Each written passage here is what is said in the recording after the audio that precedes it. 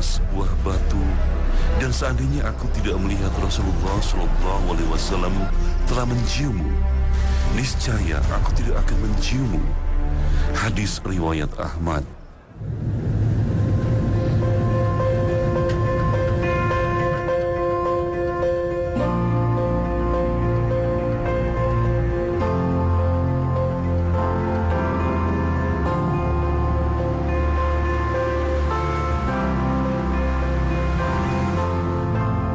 Sahabat yang dicintai Allah, perjalanan ziarah kami akhirnya sampai ke Baitullah.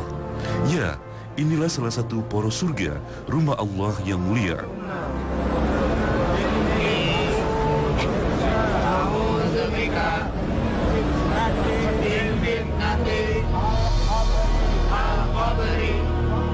Di salah satu sudut Ka'bah, kami menyaksikan saudara-saudara seiman tengah berjuang keras mendekati sudut Hajar Aswad. Tua muda, laki-laki dan perempuan semua berupaya merapat ke sana demi mencium Hajar Aswad. Ada perasaan was-was kami, takut salah satu dari saudara seiman kita ini jatuh dan terinjak-injak jemaah lain, atau terpaksa harus berurusan dengan para askar penjaga Ka'bah karena terlalu memaksakan diri dan mengganggu ibadah jemaah lain. Sahabat yang dicintai Allah, berat dan susahnya mencapai Hajar Aswad tidak jarang membuat kita lupa bahwa upaya meraih Hajar Aswad itu terkadang bisa menyakiti sesama jamaah. Padahal kita tahu bahwa menyakiti saudara kita adalah haram dalam Islam, dan perbuatan haram tentu bisa membatalkan ibadah haji atau umroh kita. Ada yang sangat bersemangat, namun tidak sedikit yang putus asa, merasa kecil hati, bahkan terkadang menggerutu bahwa kegagalan meraih Hajar Aswad akibat banyaknya dosa yang telah dilakukan di tanah air. Memang benar setiap jemaah haji dan umroh yang menjadi tamu Allah dianjurkan untuk mencium batu penjuru Ka'bah ini. Namun memaksakan diri adalah dilarang dalam Islam, sebagaimana dilarang pula berputus asa. Bukankah Allah menginginkan kemudahan bagi hambanya? Bukankah Allah tidak pernah memberi ujian melebihi kemampuan hambanya? Sahabat yang dicintai Allah, Allah sayang kita, Allah betul-betul ingin mengasihi kita. Allah tidak menginginkan kesulitan dari kita. Maka mendekatlah dengan Allah, mendekatlah dengan Allah, insya Allah akan merahmati kita, dan itulah poros surga.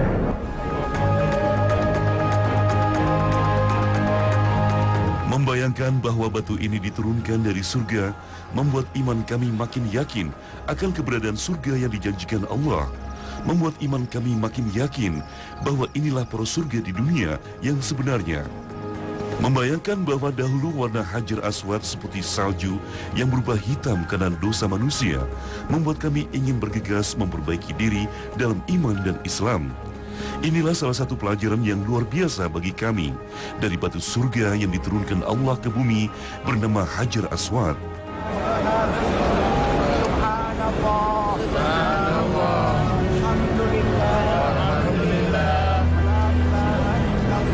Sahabat yang dicintai Allah, siapapun yang bertawaf mengelilingi Ka'bah di Masjidil Haram, maka ia bisa melihat makam Ibrahim, letaknya di rumah kaca di samping sisi multazam Ka'bah.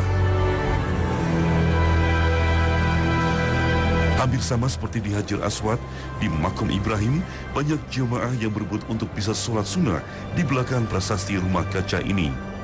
Sahabat yang dicintai Allah, ada pelajaran berharga yang bisa kita petik dari makam Ibrahim ini. Teladan Nabi Ibrahim tentang kerja keras dan tawakal.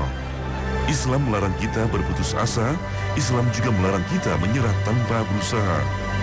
Allah Subhanahu wa Ta'ala berfirman dalam surat Ali Imran ayat 139. Dan janganlah kamu bersikap lemah atau putus asa. Dan janganlah kamu bersedih hati, padahal kamu adalah orang-orang yang paling tinggi derajatnya, jika kamu orang-orang yang beriman. Allah memberikan janji yang manis bagi siapa saja yang mau berusaha dan bekerja keras. Sebagaimana sabda Rasulullah, barang siapa pada malam hari merasakan kelelahan karena bekerja pada siang hari, maka pada malam itu ia diampuni Allah. Hadis riwayat Ahmad. Karena kerja keras membangun Ka'bah adalah amalan yang paling dicintai Allah Subhanahu wa taala, maka Allah jadikan jejak Nabi Ibrahim sebagai tanda yang patut diingat dan diambil pelajarannya.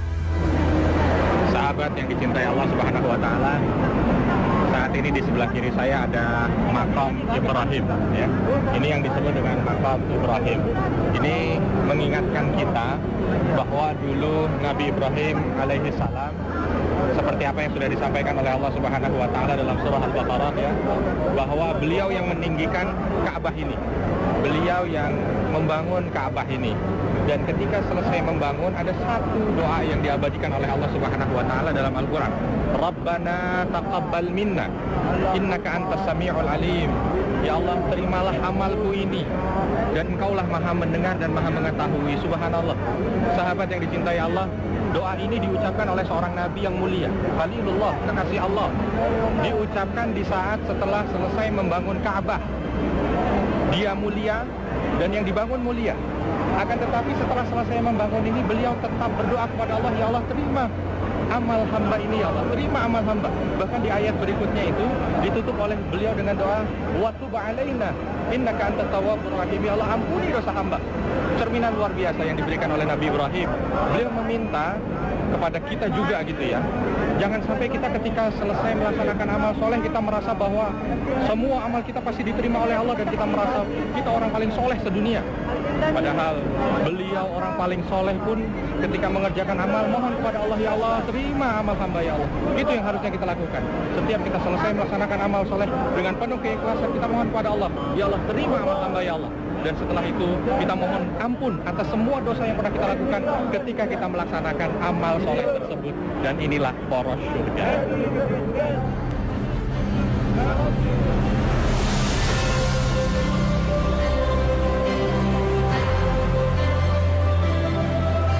Selangkah dari makom Ibrahim, sampailah kami di depan Hijr Ismail. Ada perasaan haru luar biasa saat mengetahui bahwa kaki kami ini berada di tempat yang sama saat Nabi Ismail dahulu bersama sang bunda Siti Hajar. Saat mereka berdua dalam ketabahan menjalankan perintah Allah untuk tinggal di lembah Baka. Rasa haru kami makin bertambah manakala kami mengetahui apabila berada di dalam Hijr Ismail ini tidak ubahnya berada di dalam Ka'bah. Subhanallah. Inilah ketaatan seorang anak kepada Allah di atas segalanya. Ketaatan yang meneguhkan hati seorang ayah dalam menjalankan perintah Tuhan. Ketaatan tanpa keraguan meski kematian yang akan menjemput. Ketaatan bahwa Allah Jalla Jalallah memiliki rencana yang luar biasa baik. Sahabat yang dicintai Allah Subhanahu wa taala, di belakang saya ini ada Hijr Ismail. Ketika kita melihat Hijr Ismail ini, kita teringat dengan cerita seorang Nabi yang mulia Ismail alaihi salam. Subhanallah, beliau adalah seorang putra yang soleh dan kesolehannya itu bisa membuat orang tuanya juga menjadi soleh. Kita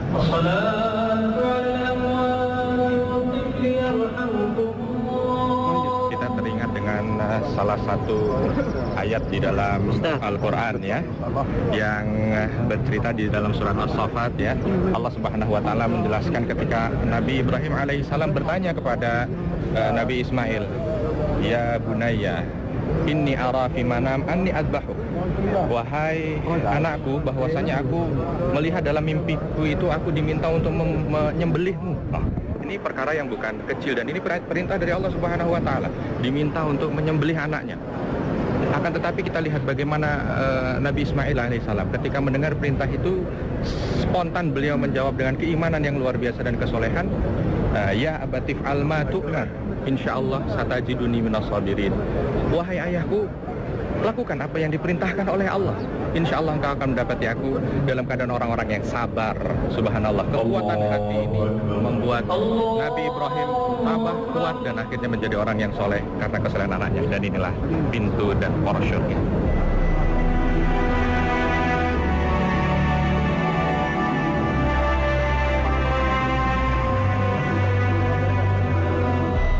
Maka malulah kita kepada Nabi Ismail dan kepada Allah Subhanahu wa taala jika sebagai anak kita tidak bisa menjadi jalan yang memudahkan ibadah orang tua kita kepada Allah.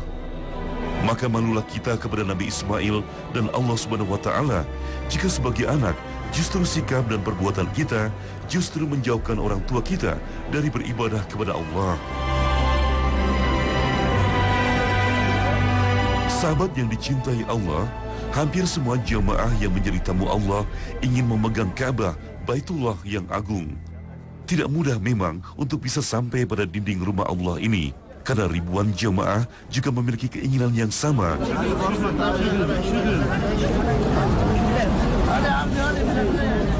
Tempat di mana tidak ada sekat tabir antara doa seorang hamba dengan Rabb-Nya. Maka ketika kami sampai di dinding Ka'bah, rindu kami tumpahkan. Air mata pun berlinang di sela-sela doa munajat yang kami panjatkan.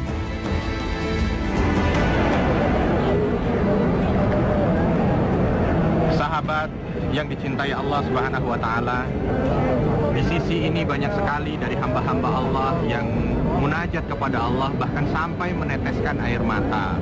Saya teringat dengan salah satu hadis Rasul Shallallahu Alaihi Wasallam yang diriwayatkan dari Abu Hurairah bahwa nanti akan ada hari di mana Allah tidak memberikan naungannya kecuali hanya kepada 7 golongan. Di antaranya adalah rajulun dzakarallah fafadat ainah.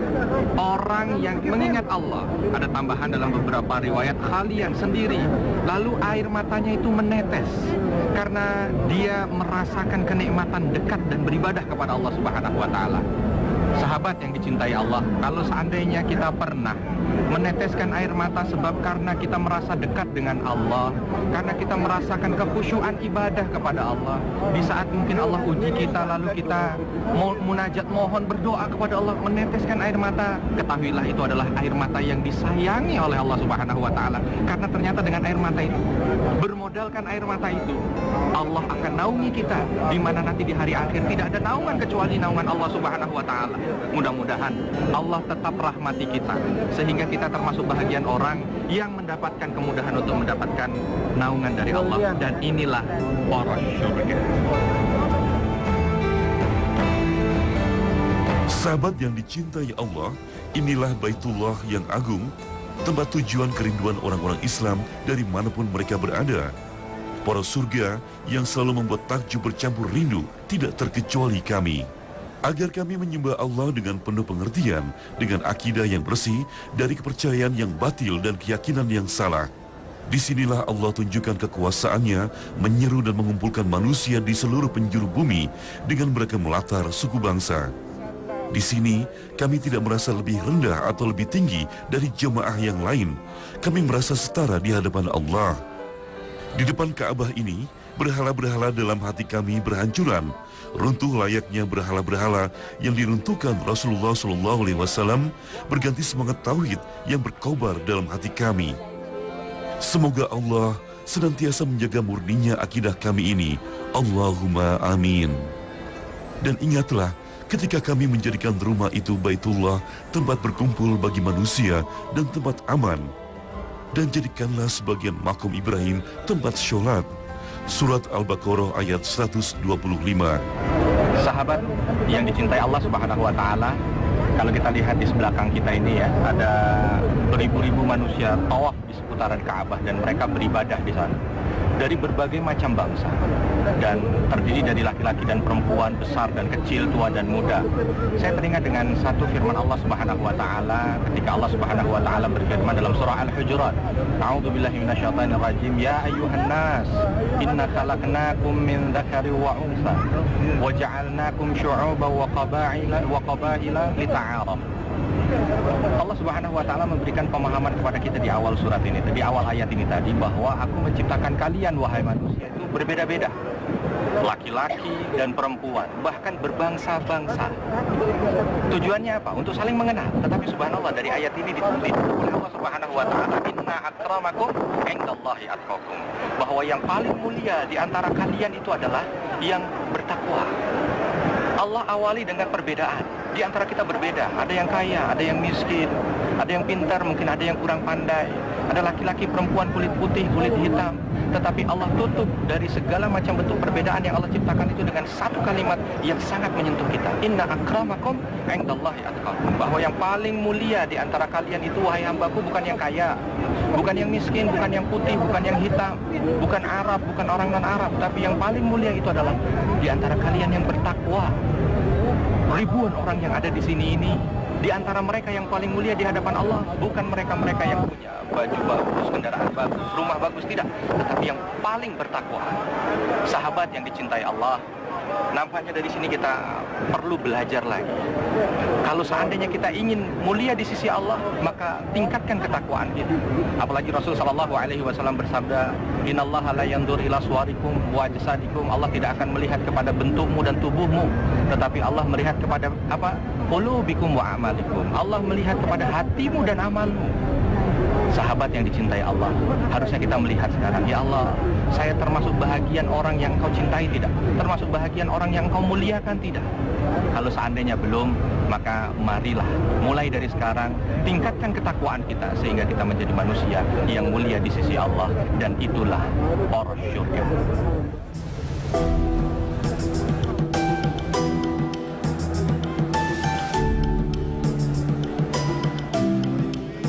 Semoga kita termasuk ke dalam bagian orang-orang yang akan memperoleh naungan Allah saat Allah cabut naungan dari semua makhluk. Amin Allahumma amin. Dan akhirnya di atas Bukit Marwah ini kami selesaikan semua rangkaian ibadah umroh. Di bukit ini kami segera melakukan tahallul atau mencukur sedikitnya 3 helai rambut. Banyak Pak, ya sama-sama. Bagi laki-laki, memang disunahkan mencukur bersih rambut kepala. Sementara wanita diperbolehkan memotong ujung rambut sepanjang jari. Seperti yang diperintahkan Allah dalam Al-Quran, Surat Al-Fat ayat 27. Sungguh Allah akan membuktikan kepada Rasulnya tentang kebenaran mimpinya, bahwa kamu pasti akan memasuki Masjidil Haram. Jika Allah menghendaki dalam keadaan aman dengan menggundul rambut kepala dan memendekkannya sedang kamu tidak merasa takut, maka Allah mengetahui apa yang tidak kamu ketahui, dan selain itu Dia telah memberikan kemenangan yang dekat. Sahabat yang dicintai Allah Subhanahu wa taala, saya sekarang berada di atas Bukit Marwah, di mana di belakang kita nampak semua orang-orang yang selesai melaksanakan ibadah umrah itu bertahallul, mencukur rambutnya.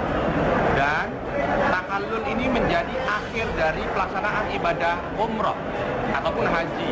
Dari sini kita bisa melihat bahwa Allah Subhanahu wa taala menginginkan puncak dari seorang hamba melaksanakan ibadah itu adalah ketika dia mampu untuk mengorbankan dunianya untuk akhiratnya. Kita lihat sekarang, subhanallah, yang lain itu adalah ibadah-ibadah berisikan zikir, berisikan tawaf, ya, sa'i. Tetapi ternyata ditutup dengan satu aktivitas menggunting rambut. Rambut itu adalah perwakilan dari dunia yang dia korbankan untuk akhiratnya, untuk Allah Subhanahu wa taala. Saya teringat dengan satu firman Allah Subhanahu wa taala dalam surah Nur. Dalam surah An-Nur ayat 37, Allah Subhanahu wa taala berfirman, "Rijalun la tulhihim tijaratun wala bai'un an dzikrillah wa iqamis shalah wa ita'iz zakah." Bahwa ternyata di sana ada hamba-hamba Allah yang tidak dilenakan dengan dunia untuk masalah-masalah yang berkaitan dengan akhiratnya. Dunianya tidak melenakan salatnya, dunianya tidak melenakan zikirnya, dunianya tidak melenakan zakatnya. Kenapa? Karena dia sangat takut. Yakhafuna yauman tataqallabu fihi al-qulubu wal absar. Dia sangat takut di mana hari nanti Allah akan balikkan matanya dan hatinya. Subhanallah. Sahabat yang dimuliakan Allah, dari sini kita bisa tahu ternyata justru puncak ibadah itu adalah ketika seseorang, kita ini sebagai seorang hamba, mampu mengorbankan dunia kita untuk akhirat. Artinya apa? Kita laksanakan semua aktivitas dunia ini bukan untuk dunia, tapi semua aktivitas dunia kita adalah untuk akhirat kita. Jadi, kalau seandainya ada di antara kita ini memang mampu beribadah, tetapi dunianya masih sangat dia pegang, takut hilang, dan tidak mau dia korbankan untuk akhiratnya, maka kita belum mampu berada di puncak ibadah. Dan di saat kita mampu untuk merelakan semua dunia kita, menjadikan dunia kita tangga menuju akhirat kita, maka insya Allah disitulah kita sudah mampu mencapai puncak ibadah. Dan inilah poros syurga. Tahallul bagi kami bernilai tugas. Ibadah haji atau umroh memang selesai di sini, namun bekasnya akan tampak pada perilaku dan perbuatan kami saat nanti sepulang kembali ke tanah air. Maka sudah menjadi kewajiban kami untuk senantiasa berfikir dan pandangan hidup yang lebih maju dan islami dibanding belum datang ke tanah suci. Perubahan ke arah kebaikan ini bukan hanya untuk diri kami semata, karena pada akhirnya keberhasilan haji atau umroh kami akan diuji. Kami harus mampu mendatangkan manfaat bagi orang di sekeliling, mewujudkan Islam yang rahmatan lil alamin.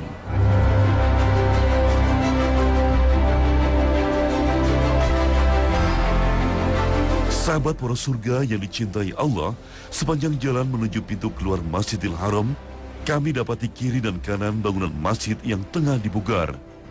Sebagian bangunan masjid nampak tengah dihancurkan, begitupun sejumlah bangunan tinggi penunjang di sekelilingnya.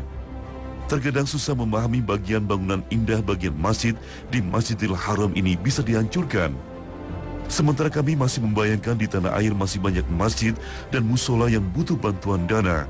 Fasilitas jauh dari kata layak, interior yang jauh dari kata indah, dengan bangunan tembok dan cat yang sangat sederhana. Bukankah sayang jika bangunan mewah seperti hotel dan supermarket yang super mahal ini harus diratakan dengan tanah?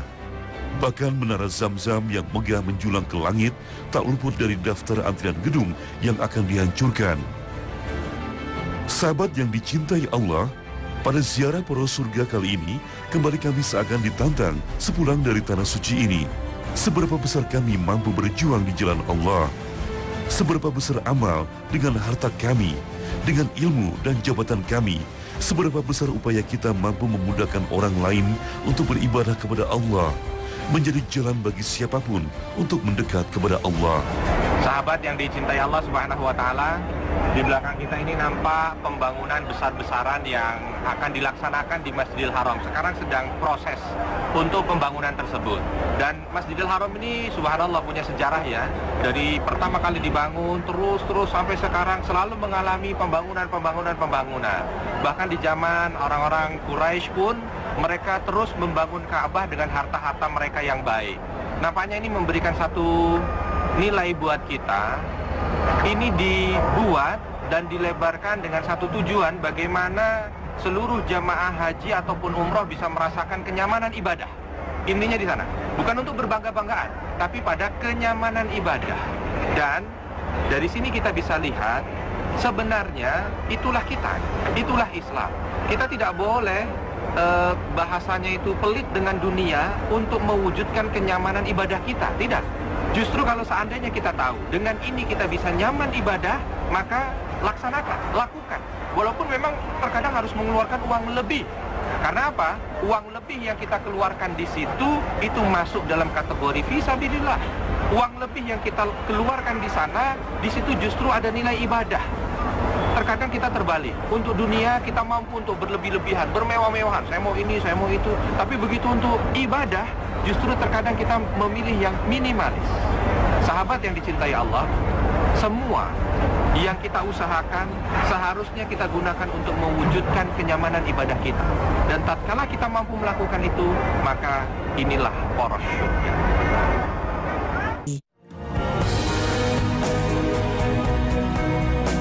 Nah pemirsa, inilah akhir kebersamaan kita.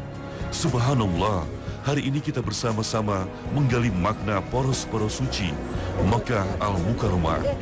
Semoga tayangan hari ini menginspirasi untuk lebih banyak beramal soleh dan meningkatkan semangat Anda untuk menggapai surga.